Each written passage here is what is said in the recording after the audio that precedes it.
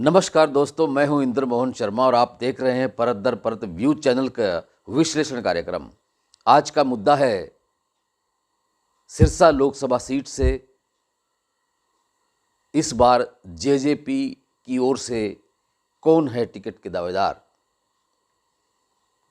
जैसा कि आपको बताया कि हमने सिरसा लोकसभा सीट के टिकट के दावेदार विभिन्न पार्टियों के उनकी एक श्रृंखला शुरू की हुई है और उसी श्रृंखला के तहत आज अंतिम श्रृंखला के पायदान पर हमने जेजेपी का टिकट का दावेदार का विश्लेषण करना है। सिरसा लोकसभा सीट वैसे तो फिलहाल जो सिटिंग एमपी है वो बीजेपी की सुनीता दुग्गल है।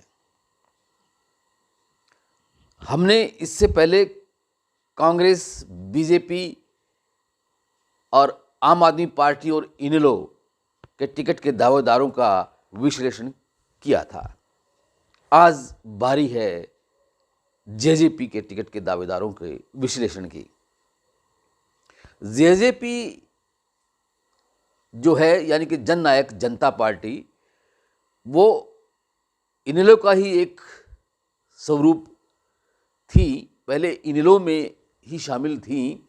इनेलो जब दो फाड़ हुआ 2019 के लोकसभा चुनाव से पहले, तो जेजेपी यानी कि जन नायक जनता पार्टी एक अलग से राजनीतिक पार्टी ने जन्म ले लिया और उस वक़्त जेजेपी के जो सुप्रीमो अजय चौटाला बनाए गए, जो अब भी हैं। और उसके बाद जब विधानसभा के चुनाव हुए तो उसमें जेजेपी ने भी चुनाव लड़ा, जिसमें सिर्फ 10 सीटें जेजेपी जीत पाई। लेकिन चूंकि बीजेपी भी बहुमत में नहीं आई थी, इसलिए बीजेपी और जेजेपी ने मिलकर के एक गठबंधन बना लिया और गठबंधन की सरकार बना ली। तो इस तरह से जेजेपी के दुष्यंत चौटाला फिलहाल हरियाणा के डिप्टी चीफ मिनिस्टर हैं। पिछले 4.25 वर्षों से वो बीजेपी के साथ गठबंधन करके सरकार में भागीदारी बनाए हुए हैं। इतना ही नहीं, जेजेपी एनडीए का एक घटक भी बन चुका है और जेजेपी अब आगामी लोकसभा चुनाव और विधानसभा चुनाव में बीजेपी के साथ गठबंधन बनाए रखेगी या नहीं, यह अभी भविष्य के गर्भ में है। हालांकि राजस्थान का जो विधानसभा चुनाव हुआ था तो उसमें जेजेपी ने एक अलग से अपने उम्मीदवार खड़े किए थे और बीजेपी ने भी अपने उम्मीदवार खड़े किए थे, जबकि एनडीए में जेजेपी एक घटक है। लेकिन राजस्थान विधानसभा चुनाव में वो गठबंधन नहीं चला। जेजेपी ने 25 से 30 सीटों पर चुनाव लड़ने का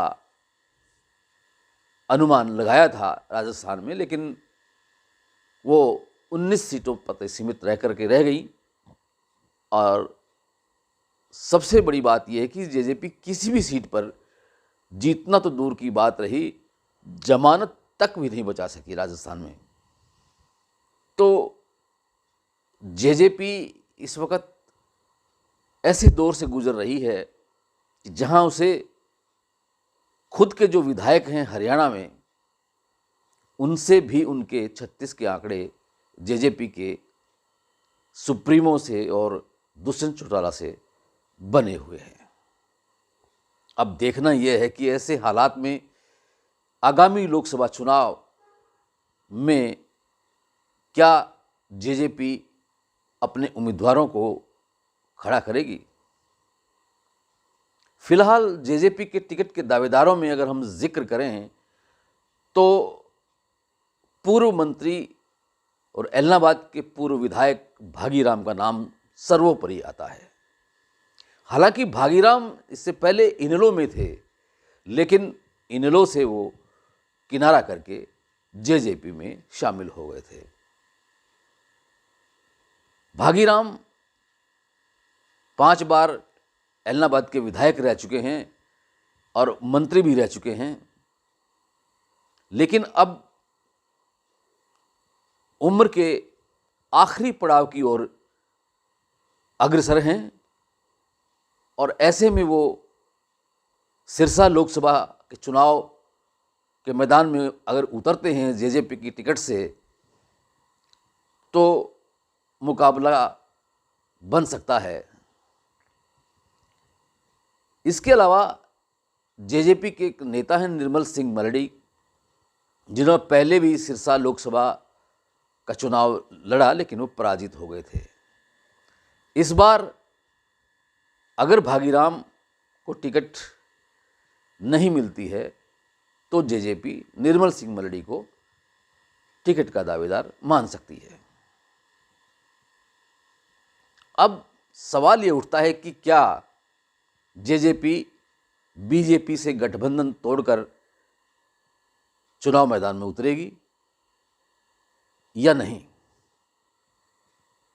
हालांकि लोकसभा चुनाव को लेकर जेजेपी के सुप्रीमो अजय चौटाला और दुष्यंत चौटाला ने हरियाणा के 5 लोकसभा क्षेत्रों में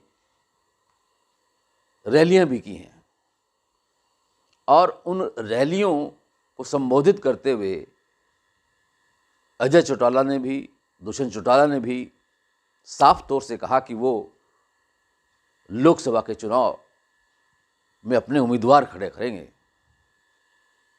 लेकिन अब देखना यह है कि बीजेपी हाईकमान इस सिलसिले में क्या कोई नया फरमान जारी करेगी या कोई 10 सीटों में से, हरियाणा की 10 लोकसभा सीटों में से जेजेपी के साथ कोई बंटवारा करेगी सीटों को लेकर या नहीं। हालांकि अभी तक तो बीजेपी के हाईकमान ने यही निर्णय ले रखा है कि हरियाणा की सभी 10 सीटों पर बीजेपी के उम्मीदवार चुनाव लड़ेंगे। क्यों कि पिछले लोकसभा चुनाव में बीजेपी ने सभी 10 सीटों पर बीजेपी के उम्मीदवार खड़े किए थे और सभी उम्मीदवारों ने जीत हासिल की थी। तो अब देखना यह है कि ऐसे हालात में जेजेपी अपने उम्मीदवारों को चुनाव मैदान में उतारेगी या नहीं, यह एक अहम सवाल बना हुआ है। विश्लेषण में आज इतना ही। कल फिर किसी नए मुद्दे के साथ आपसे रूबरू होंगे। तब तक के लिए इंद्रमोहन शर्मा को इजाज़त दीजिए और अगर आप ये चैनल पहली बार देख रहे हैं तो इसे सब्सक्राइब जरूर कर लीजिए, बेल आइकन के बटन को भी दबा दीजिए ताकि जब भी हम किसी भी महत्वपूर्ण मुद्दे पर कोई वीडियो तैयार कर उसे YouTube पर अपलोड करें तो आप उसे देख सकें, परख सकें और अगर आपके मन में कोई विचार उत्पन्न होता हो उसे देखकर तो आप कमेंट बॉक्स में जाकर कमेंट भी कर सकते हैं। ये वीडियो अगर आपको पसंद आया हो तो इसे लाइक ज़रूर कीजिए, अपने परिचितों और मित्रों को शेयर भी कीजिए। सर्दी बहुत सितम ढा रही है, आप अपना बहुत ख्याल रखिए। आपका बहुत बहुत धन्यवाद, बहुत बहुत शुक्रिया।